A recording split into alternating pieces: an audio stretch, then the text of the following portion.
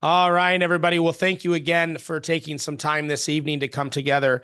Tonight's webinar is really just about bringing you up to speed on a lot of things that have been happening, not only in Quebec, but around all of Canada and the world for that matter, because what we're seeing is very structured. It's happening in multiple different parts of the world at the same time. And that's the beauty of our organization is being able to take all of those experiences and be able to start coordinating and organizing in certain areas of the world so that we can prevent things from happening. Obviously, we know you guys should have seen my emails and my videos about what's been going on in British Columbia with Bill 36, how dangerous that bill was, how that's in play. There's a lot of work being done right now to go in opposition of that. There's an election that just happened. We're still waiting to kind of see the result of that, as it was so close that it's going to have to go into a manual count. So we won't know that for another couple of weeks. But really, one of the major issues of this particular election was the HPOA, was that Bill 36. So there are things that are starting to happen around Canada that we want to get ahead of here in Quebec. So tonight's class is really about helping you guys understand the framework of how things are working in Quebec and the importance of us getting organized and starting to get engaged and involved. I'm not asking you for money tonight. What I'm asking you for is engagement, to stay connected, to make sure that you learn how this process works so that you can be part of the solution that prevents what's happening in British Columbia and other parts of the world from happening in Quebec. And we're already seeing signs of that. And we're going to talk about that a little bit as well. We're also going to get into the current situation of the budget of the order. If you've been paying attention, that budget has been released. They're talking about increasing your guys' registration fees. There's talk about increasing the salary for the president. There's a number of crazy things with a budget that isn't even balanced. That's kind of crazy. So we're going to go through that and we're going to talk with you about that. And you have time between now and the end of the month to be able to put comment in about why you don't believe that they should be raising your registration fees because they can't balance a budget or they don't know how to manage resources appropriately. And it's absolutely imperative that there's feedback, that you guys do share your thoughts. So we're going to talk about that tonight so that you get a little bit more aware of what's really going on with that budget. I'm also going to share with you about the structure of the order because I don't think a lot of people understand how that is structured, how it has worked, and why they're able to get away with as much as they're getting away with right now. We have a number of doctors that are going through disciplinary actions where it doesn't matter what they do, how insignificant, there's mandatory suspension time from practice, which is just insane. There's just zero reason for that on a multitude of levels. But they're doing it because we don't have the engagement of the registrants in Quebec. And I want to educate you on how that process works, get you to understand how you can get engaged and involved. I think one of the concerns a lot of people have is by sending in a letter or sending in notification that you're somehow putting a target on your back and they're going to come after you. That's precisely why we exist as an organization. If you're a contributor to the CDC and you stand up and do the things that are right, if they target you for that, that's exactly why we're here to defend you, to make sure that they don't go after those people that are trying to hold them accountable to the work that they're doing. So we're going to dig into all of that stuff tonight and make sure that you guys have an opportunity to ask questions, that you leave this webinar feeling a bit more informed and a bit more knowledgeable of the steps that need to be taken for you guys to get Quebec in a proper functioning manner to ensure that it doesn't turn into what we see in British Columbia, in New Zealand, other parts of the world where the regulatory bodies have literally just taken over and nobody wants to be a healthcare provider in that jurisdiction. We have healthcare providers leaving British Columbia in hordes because of the environment that's been created out there. And we have time to fix it here in Quebec. And that's exactly why we're doing this webinar. And I'm hoping you'll share this with your colleagues. So I'm going to dig into one thing because I want to let Dr. Jonathan talk here for a minute because he's really got more knowledge on this topic than I do. But I want to talk to you really about what's going on with the order as far as the budget. You know, there was a special meeting that was had where they shared with you that they were over budget by almost $700,000. And they, explained from their perspective where that came from. Then they actually released their budget of what they're projecting for the coming year. And if you haven't had time to look at that, it's a very interesting look. I encourage you to look at that so that you're knowledgeable about this issue. But two of the major points that are coming up, one of them is that they plan to raise your registration fees by, I think, just a little over $300 per year. Now, we really want to educate you on the reality of the situation. I don't think it's fair that they've used excuses that they haven't raised it as related to inflation in a number of years, that other colleges, their fees are at a higher percentage than what the chiropractic fees are. So they've kind of justified it, saying that, they're a little bit behind the times, if you will. However, when you release a budget that shows you're mismanaging the resources, it shouldn't be on the back of your registrants to fill those gaps.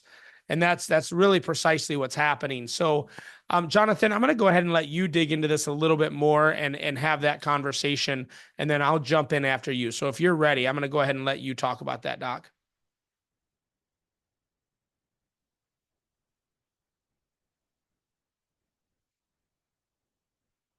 Oh, Allô, oh, there Allô, you tout le are. monde?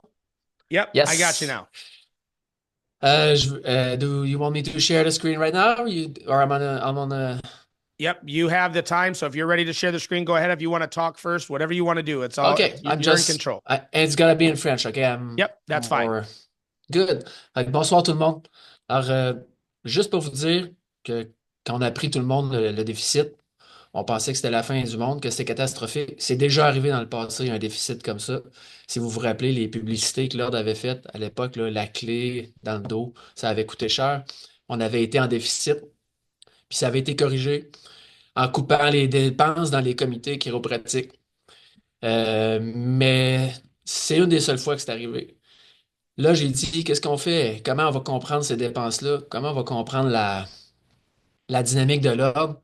J'ai pris les états financiers depuis 2013 jusqu'à 2024. Je les ai tous sortis sur un spreadsheet.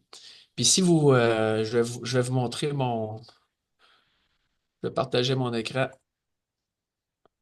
OK. Si vous voyez l'écran ici, je vais vous montrer. Ça, c'est les états financiers qu'on reçoit à chaque année. Puis c'est toujours mêlant de regarder ces états financiers-là parce que on a les produits. Les produits, ça, c'est les revenus. Les charges, c'est les dépenses. Mais il y a un petit annexe A qui est écrit. Parce que dans les dépenses, si on regarde ici le conseil d'administration, comité exécutif, le chiffre qui est écrit ici, là, c'est pas la vraie dépense. OK? C'est la dépense, c'est une dépense qui inclut tous les frais administratifs qui sont mis au prorata des charges. Il faut vraiment aller scruter dans les annexes pour pouvoir décortiquer le 394 000, enlever la partie administrative, puis garder la vraie charge du conseil d'administration. Tout le monde est toujours estomaqué de voir les frais de syndic à 850 000 quasiment, mais en réalité, c'est pas le coût du syndic. C'est juste que le syndic, c'est le plus gros poste de dépense dans les charges, puis on y attribue la plus grosse part des frais administratifs. Fait que ça, c'est la première affaire qu'il faut faire. Je les ai toutes séparées depuis 2013 à aujourd'hui. Puis la seule tendance, il y a principalement deux tendances qui ressortent. La première tendance, là, c'est pas compliqué, c'est que les frais administratifs, à chaque année, depuis 2013, ils ont augmenté de 9% par année, tout le temps. OK? C'est comme si vous aviez un placement, là, il y a eu une croissance de 9% année après année après année. Ça n'a jamais diminué jusqu'à cette année, jusqu'à la COVID, et jusqu'après la COVID. L'autre tendance, c'est que les frais de comité, eux, ont jamais changé. Quand on enlève les frais administratifs, les frais de comité, là, je vais monter dans ma feuille, là. Mes frais de comité, là, sont tous ici, là. Toutes le syndic, les comités que les chiropraticiens travaillent dessus. Regardez en 2023, en 2013, on avait 1 200 000 de charges de comité. Avant la pandémie, juste avant la pandémie, on était dans les 600 000. Puis cette année, on termine avec 1,1 million. Il n'y a quasiment pas de modification là-dedans. Là où ça fait peur, c'est dans les frais administratifs. Ça ici, c'est la colonne des frais généraux. Mon total est ici, là. OK? Les frais généraux sont là. Juste la colonne qui est écrite total. En 2013, l'administration de l'ordre coûtait 917 000. En 2024, coûte 2 400 000. OK? C'est tout un progrès, ça, versus les charges de comité. Puis je fais juste vous dire que la croissance de la profession, ça a été 1,5% par année de toutes ces années-là. Fait qu'on est sensiblement même pas 150 membres de plus qu'en 2013. Mais on a 3 fois plus de dépenses administratives. Ça n'a pas de bon sens. Ça veut dire qu'il manque un petit peu d'efficacité dans la gestion. Mais on s'est fait dire en présentant le dernier budget qu'il y avait eu un problème structurel et circonstanciel. Bon, tout le monde dit que la circonstance, c'est probablement la COVID, puis que structurel, ben, c'est ça, c'est la structure de l'ordre avec les dépenses liées aux frais généraux. Là, je suis allé voir dans les frais généraux. Là, je ne vais pas vous montrer les 11 ans que j'ai analysés. On va regarder juste les 3 dernières années parce que les autres budgets, personne ne nous avait fait peur avec un déficit. C'est juste les 2 dernières années que ça va mal. Qu'est-ce qui s'est passé? Ben, c'est pas compliqué. Regardez ici là, où mon curseur. Les salaires en 2019 pour l'administration étaient de 652 000. Ça, c'est en 2019.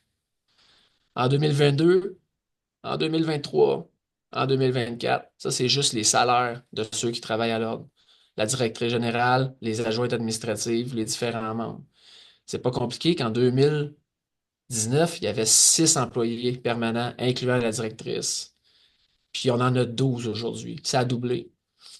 Les frais informatiques, ça a coûté plus cher, c'est pas mal. OK? On est passé de 100 000 à 191 000. Fait que juste ces deux postes-là, là, on est déjà rendu à 600 000 de déficit, d'augmentation de dépenses en 3 ans, en 3 exercices. Les gens se sont demandé si le loyer coûtait cher. Le loyer coûte cher, OK? 180 000 par année environ. Il n'a pas varié, lui, dans les 3 dernières années. Il n'a pas varié. C'est la même affaire depuis 2018, je pense. Puis on va en avoir jusqu'à 2029 dans ces chiffres-là. Fait qu'en réalité, ce qui a perdu, à mon avis, la perte de contrôle au niveau des dépenses, c'est qu'une grosse inflation de 20% sur une masse salariale de 800 000, c'est pas mal moins compliqué que sur une masse salariale de 1,36 million. OK? Le résultat est bien plus grand. Ça fait un plus gros chiffre au bout de la ligne. Puis les frais informatiques, OK, il y a quelqu'un qui a laissé aller ça, là, quand même assez loin. Pourquoi? Le travail à la maison, c'est sûr, on avait des ordinateurs au bureau de l'ordre, on en a peut-être loué pour le personnel qui travaille à distance. Fait que je fais juste vous dire que la prochaine étape, ça va être de voir comment l'ordre va réagir dans sa planification de rétablir le budget. Parce que pour l'instant, les chiffres qu'on nous a donnés, encore les premières coupes qui vont arriver, je ne vais pas vous montrer ce tableau-là tout de suite, là, c'est qu'on va couper dans les comités. OK? Puis, les frais administratifs en 2025 vont encore augmenter parce qu'on va en plus avoir une dépense de 150 000 pour un système informatique modernisé. Puis en 2025, ça augmente, en 2026, ça augmente. Fait qu'il y a, ça ici, c'est la colonne des frais généraux administratifs. Il n'y a aucun indice que dans les 2 prochains exercices, l'ordre a l'intention de les réduire. C'est peut-être un plan, mais il n'a pas été dévoilé encore. Et ça va être mon interrogation en finissant. Les charges de comité, elles aussi, vont augmenter. Fait qu'on ne sait pas comment l'ordre va faire de l'argent en plus, à part augmenter les cotisations pour nous de 15% l'année prochaine, puis selon l'inflation pour les années qui suivent. Là, la question c'est que dans ce que j'ai analysé, moi, je vois pas comment on peut réussir à renflouer les coffres puis à avoir un budget balancé avec les stratégies qu'on a eues jusqu'à maintenant. Puis mon intention, c'est qu'on soit plusieurs à aller poser des questions à l'Assemblée générale au mois de novembre, parce que c'est là qu'on va en avoir des réponses. On va pouvoir être en présentiel cette année, puis questionner sur la logique de ces dépenses-là, puis de la stratégie. Puis mon avis, c'est qu'on ne devrait pas nécessairement avoir à accepter des augmentations permanentes sans avoir un plan d'action qui est concret puis qui est fonctionnel pour les 5 prochaines années. Est-ce que, est-ce que c'est assez clair? Fait que juste pour vous dire, les dépenses, ça vient vraiment des salaires, principalement dans la fonction administrative. Puis dans les 3 dernières années, c'est sûr qu'on a réactivé les comités, mais la COVID avait arrêté tout ça. Sauf que l'administration a toujours continué d'augmenter, comme je vous dis, à 10%, à 9% d'augmentation de frais par année. Alors, c'est bon pour moi. J'ai fini, Baron. I'm done, Baron. Okay. All right. Well, thank you very much. If you can look at those Q and A's for me, Jonathan, there's a couple questions in there that probably you'll be ready you'll be more capable of answering because it came during the time you were talking. Ah, And then, OK. yeah, you can go ahead and stop sharing as well. That'd be great. All right, everybody. So, again, all of that is to share with you a deeper look at what's going on financially within the order. I want to talk with you a little bit about kind of what's going on right now around Canada as a whole and why we're so eager to have this conversation with you right now about the things that need to start happening. My experience, we've now been functioning in Canada for 3.5 years and understanding, and I've learned a lot in that period of time, having done a lot of work in um, Ontario, obviously in British Columbia, and now really starting to dig in Quebec. The importance of understanding what it means to kind of be a rebel and stick your neck out and put a crosshairs on your back, or what it means to step up and hold people accountable and let them know that you're monitoring and watching. There seems to be this culture in Canada where we don't really want to stick our head out. We don't really want to do much of anything to buck the system in fear of retaliation. Again, as I said earlier, part of the reason we created the Defense Council the way we did was so people felt like they weren't on their own. They weren't going to be left out to dry if anything came out of them voicing their concerns or their opinions as it relates to the way that they're governed. We want you to have an opinion on a lot of things that are happening in your province, because when you guys don't engage, when you don't share your comments, when you're not actively working and letting them know that you have concerns with how things are done, it empowers them to continue to do whatever they want to do. We found that out very, very clear in Ontario when the college was just used to doing very large discipline settlements and then holding doctors, really hostage to sign confessions in order to continue practicing. And we started forcing that back. We started holding them accountable to that, and that has changed. Obviously, in British Columbia, we've been going at it for years now, both with the X-ray and Bill 36, and we're finally organizing the chiropractors in British Columbia, and we're creating a methodology and a system for them to be able to share their concerns and vote and get people onto the order that are going to hold the process accountable. In my opinion, in large part, what's happened is the way that these orders work is the board of the order is elected, but you have your registrar that is really appointed or hired, which is the employee of the board that typically is running the orders. It's not the board, it's the registrars. And they've done it largely being held unaccountable. Excuse me. And the reason that happens is because we're very disengaged as a profession. We have 3 or 4 loudmouth people that will constantly raise their hand and say things, and then the college just pretty much ignores them. The only way to truly have impact is volume. It's the number of people saying things. It can't be 1 or 2 radicals or perceived radicals that are making statements. If you look at anything in the history of the world, the only time it's really changed, excuse me, is when you had a large group of people that are standing up and moving forward on a cause.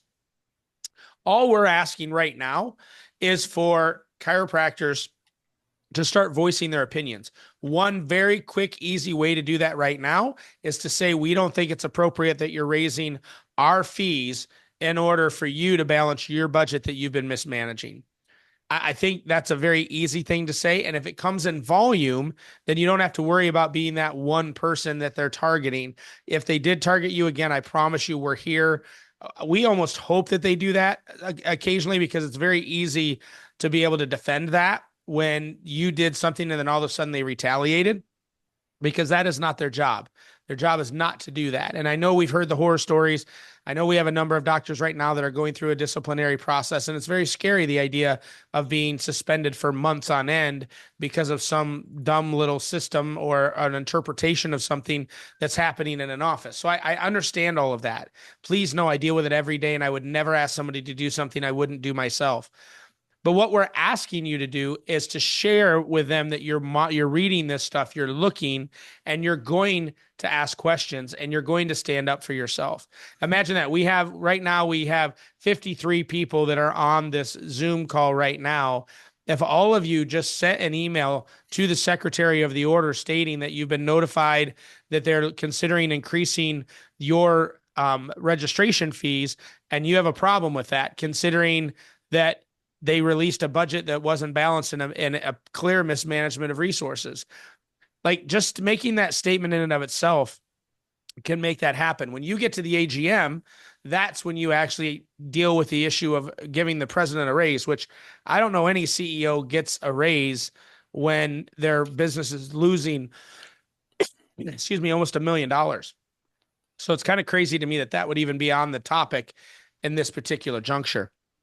But we're asking you to please, before the end of the month, send in an email questioning or challenging the raising of your registration fees.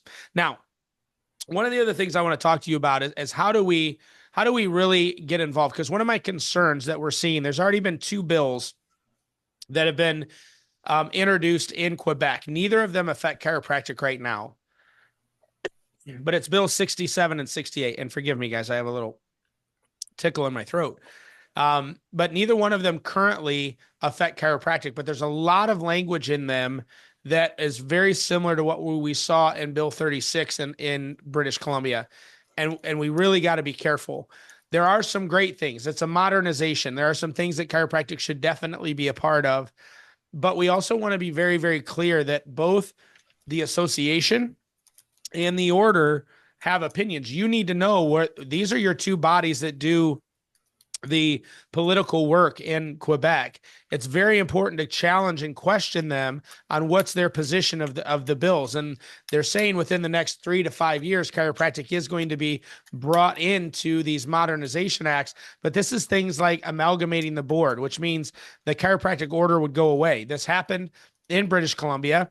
Chiropractic is now in with massage therapy, with acupuncture, oriental medicine, and there's 2 chiropractors on a board of 9 members. So you have the majority of the people that are monitoring chiropractors are no longer chiropractors. This is not, they seem to think this is going to streamline and modernize the way that Canada does its regulatory work, but it's going to create a massive problem. We want to make sure that both the association and the order, you want to know their opinions on these things. This is your reason why we need to run individuals to actually sit on the order when it comes up to that particular area of Quebec when they're up for elections.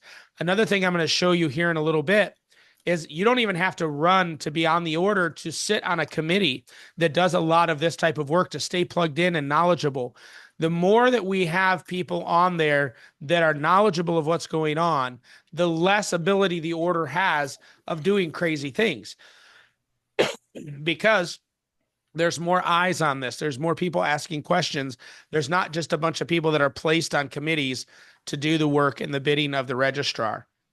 And I don't mean to insult anyone. If there's anyone on this call that is currently serving on the order or that is on a committee, I am in no way criticizing you or your work. I'm telling you from a backseat looking onto the things that are happening.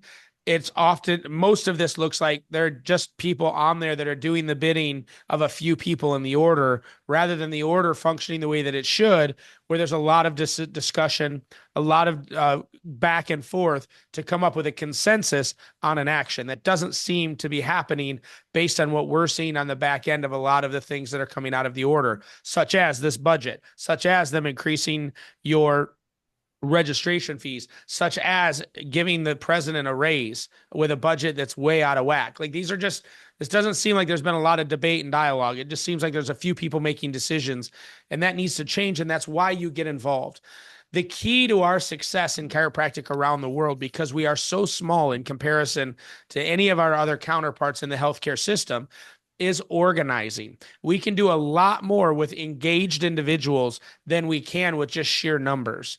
So we need to keep communicating. We need to keep doing webinars like this where we're making sure the information is delivered to you in a manner that you can actually utilize and you have clear action steps moving forward. We're going to start increasing the emails and the instructions that we recommend people do moving forward. Part of our problem is we don't have enough people connected to us where we can create that chain of command. We can give that information and have it disseminated and hit the majority of the chiropractors in Quebec all at once.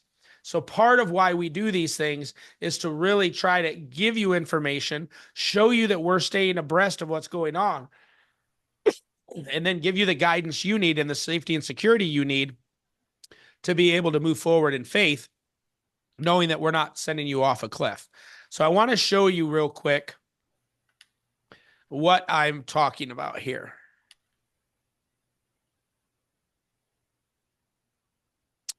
All right, so these are the committees. This email here at the very top, this is the email that you're going to want to send. And we'll be sending this out into an email to you as well. But if you're super motivated right now and you want to do something about it, then rock on. Go ahead. And this is the email that you want to send your statement about challenging them, increasing your fees. I want to just show you, I'm not going to spend the time to go through each one of these, but these are all the committees that any chiropractor that's registered in Quebec has the ability to put their name in and a request to be a part of these committees.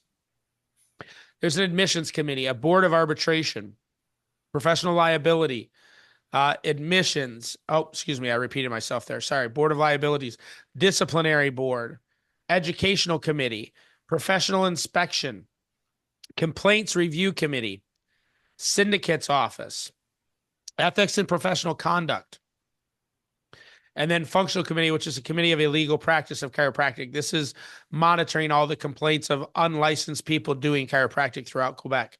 These are all areas, excuse me, that you can put a request in saying you would love to serve in those individual committees. So if you have an area of passion, something that maybe that strikes your interest and you'd like to know more about it, get engaged. We need to inundate the order with people asking questions, asking to be engaged, asking to be involved so that they know that people are watching.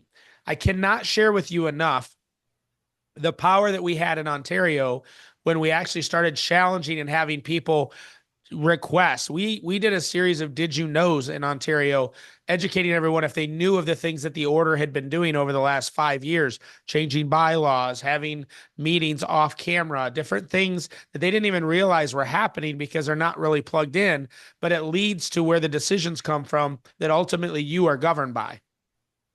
So we want you to be a part of these things. We want you to get engaged. I'm not asking you to spend hundreds of hours. I know a lot of you are busy. You're raising families. You have busy clinics.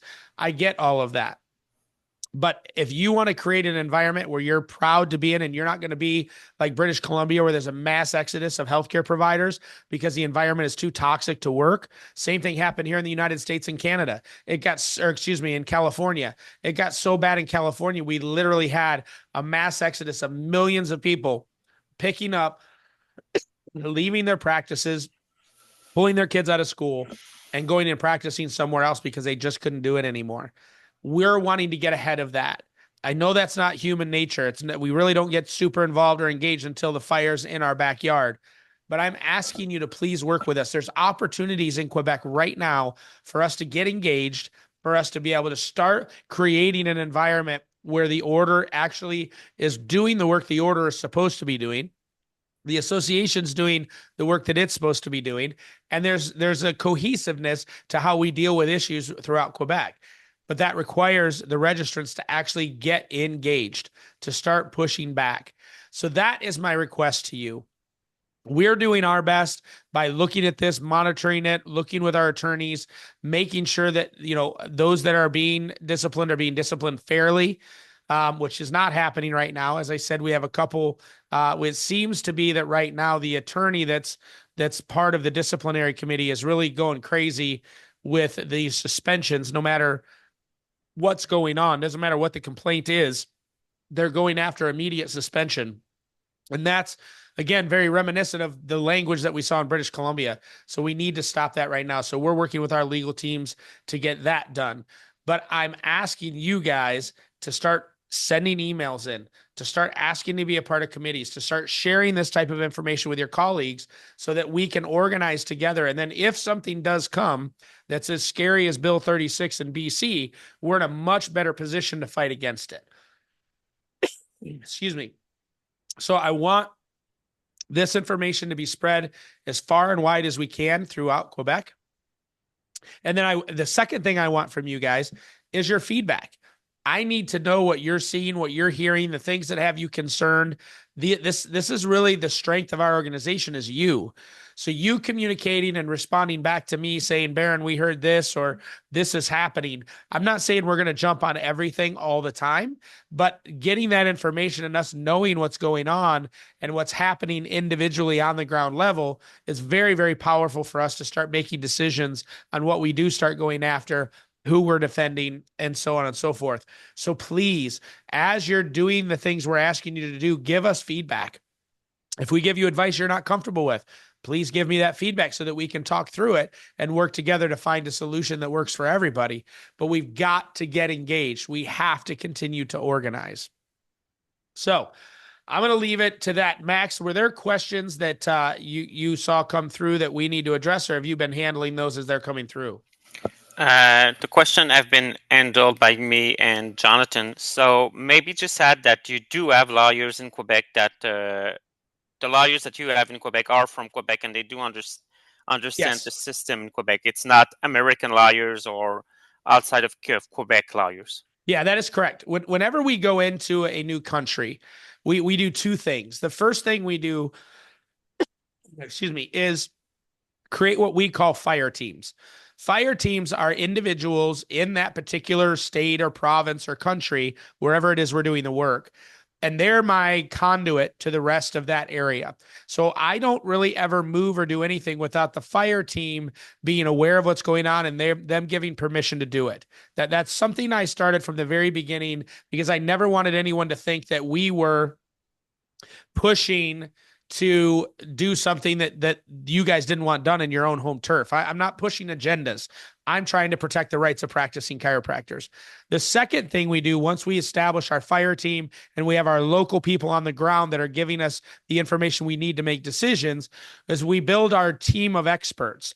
And those can be PR firms, those can be lawyers, those can be lobbyists, depending on the types of issues we're dealing with. We always get attorneys right away because that typically tends to be the issue. So we've worked with 3 sets of attorneys out of Quebec, some that have years of history working with the order, years of history working with the association. They have a lot of history. They're sympathetic to our side of the issue of protecting the rights of practicing chiropractors. Those are the types of things we look for whenever we retain attorneys. So absolutely, you can't really do that. I have 2 main attorneys. One's out of our Ontario. Another one is out of BC that I can take anywhere across Canada if need be. But I always like to find people local that have the relationships, that understand the uniqueness and the intricacies of that particular area. So yeah, to Dr. Max's point, all of our team that we would be working with are directed there in Quebec. 2 new questions came up. Is there anywhere else in North America that you know that chiropractors have administered spike protein shots? Yeah, so there were in the United States, there were a couple of the liberal states, your Californias, your New Yorks, your Oregons, Washington State, where they did allow chiropractors to do COVID vaccines because in those states, they do allow chiropractors to puncture the skin. But it was oftentimes very restricted to things like B12, saline, things like that. They couldn't use any kind of drug or category 2 or 3 controlled substances. But very, very few. There's so much liability in that hardly anyone ever did it, even though they potentially had the authority. A lot of those authorities have been taken away because it's no longer the urgency that they were pushing during the time of COVID. Nowhere else. I haven't seen it in Australia. I haven't seen it in New Zealand. I have not seen it in South Africa. I haven't seen it in Europe. So no, it would be very unique. And I know there's talk about that in Quebec, which is kind of insane to me. The liability that goes along with that. I'm going to tell you this. If you're ever encouraged to do it, I'm telling you, and it's something you want to do, then you need to get in writing from whoever's authorizing you to do it that they're responsible for all adverse reactions. Because I just makes zero sense for a chiropractor to do that. I mean, I'm not here to be your guide or director, but I definitely do not recommend you do that. But that again, we don't see it very much in the around the world at all. There was a unique time during the heart of COVID, but I'm not seeing that really anywhere at this point. Okay, we got one more question. Is it legal for the OCQ not to broadcast the General Assembly to the rest of the members, considering the access is also limited to a couple of hundred people because of the room? So to make you in context, we have a special day, Saturday, November the 2nd in Montreal. They're doing the assembly there, and we had to register for both the special day and the assembly. So if you want to attend the assembly, you need to register, but it's in an hotel room. So there's a limit capacity of the room. And those who are not attending will not be able to see the assembly or to watch the assembly also by Zoom call and intervene. So to say if it's legal, I'd have to see the bylaws. I'm going to tell you anywhere else I've ever seen it, if it's an AGM, they have to make any of the registrants available to be there, whether it's virtual or in person. But I have not scoured the bylaws of the OCQ to know if that's written in there. I have scoured it in Ontario and I have scoured it in BC. That's probably something I need to do in Quebec, and I will have our team do that. But so I can't say if it's legal or not, but it's extremely uncommon that they would restrict access to their general meeting. That's typically where they get the feedback. That's typically where they announce different things. They take votes. And if you're restricting access to people to be able to vote on something, then that is just that's oxymoronic. It doesn't make any sense. You can't really have a vote if you're restricting the number of people that can be there to take the vote. So I do believe, from my understanding, that it's going to be at the General Assembly that they're talking about the increase to the president's salary. And so if they're restricting that, it really doesn't make any sense to me. Okay, and I've got a couple more questions. Is it legal to only have 2 minutes to talk and ask one question per point during the assembly? So it's basically they want to limit us to only ask one question by section of the assembly. Is it one at a time, or is it you can only ask one per person? It's one per person, and it's one. Let's say there's 10 points of the assembly. Point number one, I can go and ask one question, but I cannot come back and ask a second question for point number one. I can come back and ask a question for point number 2, 3, but it's like one question per point per person.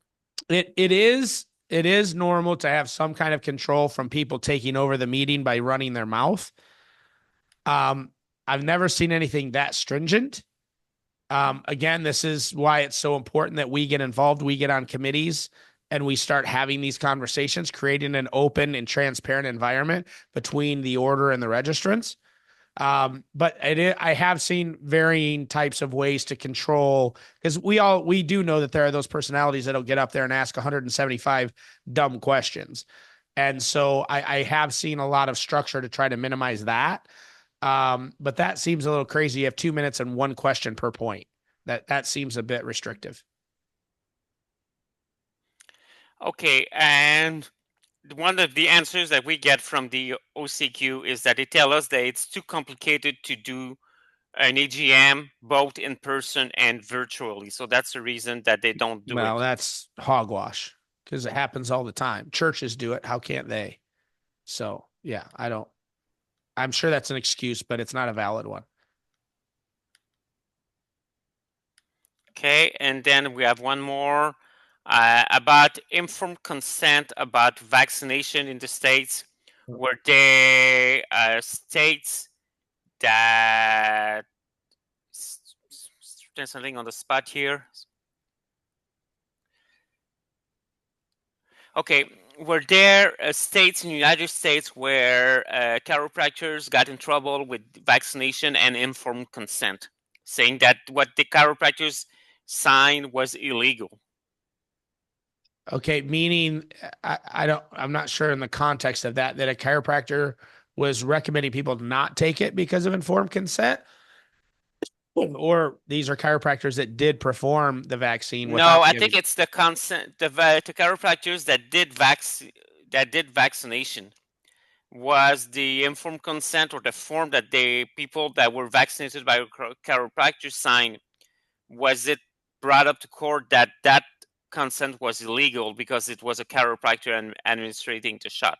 Yeah, the only places that I know where chiropractors actually gave the vaccination were in states where that is in their scope of practice. And so their informed consents would have already been involved. But I'm going to be completely honest with you. There was no informed consent from anyone getting that drug because they lied about it from the very beginning. So, that's part of the cases that are going on now because of all the adverse reactions and finding out that there wasn't a single proper informed consent throughout that entire time because nobody had the truth about the vaccine to be able to share it with those that were about ready to get jabbed. So no, the answer to that question is none of them were legal. Okay, thank you. I run through the list of questions. So if anyone has more questions, s'il y a d'autres questions, peut-être un petit 30 secondes, voir s'il n'y en a pas d'autres qui pop. So maybe 30 seconds to see if not one or two new questions will pop up in the chat.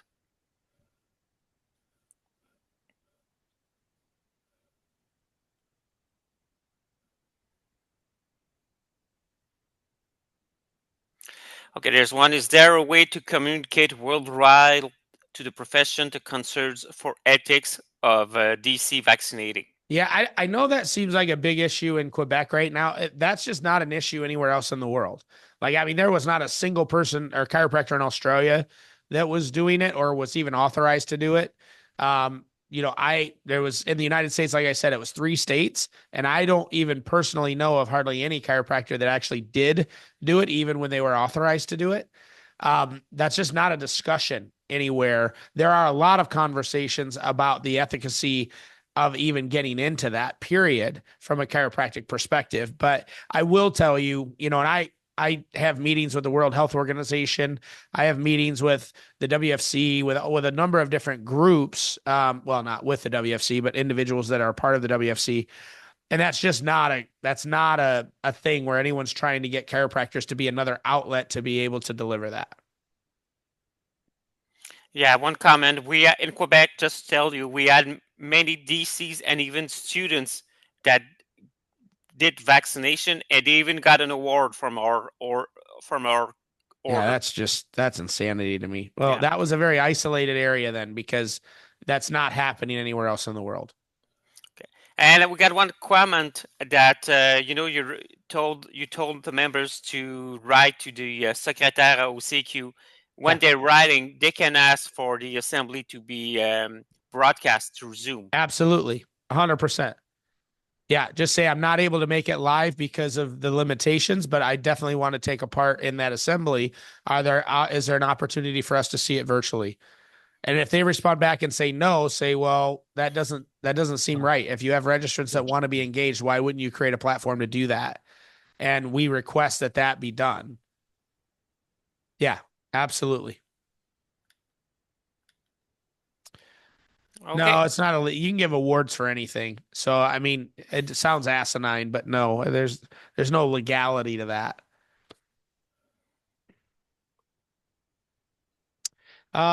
There's not a conflict of interest to the order. I don't know why the order's having an opinion on that anyway. I mean, their job is to protect the public. That's their work. And to make sure that chiropractic is being delivered in Quebec by appropriately trained and appropriately administered chiropractic care. So when they're giving awards for a particular behavior, that's like giving awards because you did a number of decompressions. Like that just, I'm not going to say it's a conflict of interest. It just doesn't make sense. That's not their job. But there's no conflict of interest because they themselves are not benefiting from the chiropractor administering the vaccine. Unless you told me that the government gave them extra money for chiropractors delivering vaccines, then it could be a conflict. But I'd have to see the paper trail that they were incentivized to encourage people to get vaccines, which it would not surprise me. I mean, I've seen crazier things in my state and here in Ohio. They were giving away a 4-year college education if you got vaccinated. So there may be, but that's the only way that it would be a conflict of interest. All right. I think we kind of made it through all of them. Yep. All right, guys. Well, listen, hopefully, Jonathan, thank you so much for going through that detailed explanation of the budget. Please, guys, we really, really, really need engagement. We're going to be doing a follow-up email with some of that information for you so that it's easy to get access to it, but get engaged and involved, please. And if you're not connected to us, please, we want to get everybody in the same umbrella so that when we communicate and things get hairy, we're able to make sure that everyone has the information they need when they need it. So thank you guys so much for your time this evening. As we give you the links to this recording, please share it with your colleagues. We want everyone to be informed and engaged. So we love and appreciate you guys. God bless and have a great night.